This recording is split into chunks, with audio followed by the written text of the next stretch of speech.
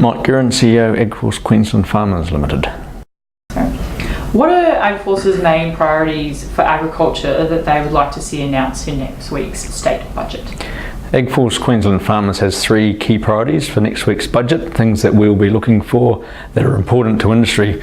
Firstly, a significant investment in road and rail infrastructure, because somewhere around 30% of the cost of producing food comes from transporting it from farm to market.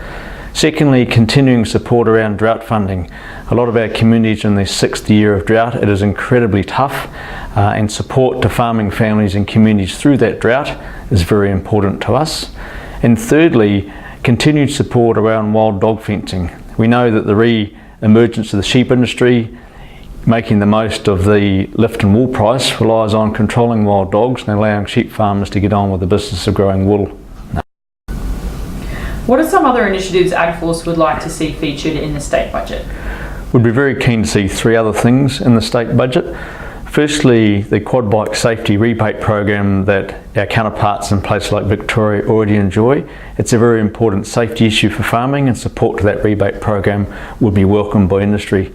Secondly, support to the work in developing the science around understanding not only the thinning but the thickening through the slats process in Queensland is a very important underpinning to the continuing vegetation management discussions we're having, good environmental and biodiversity outcomes.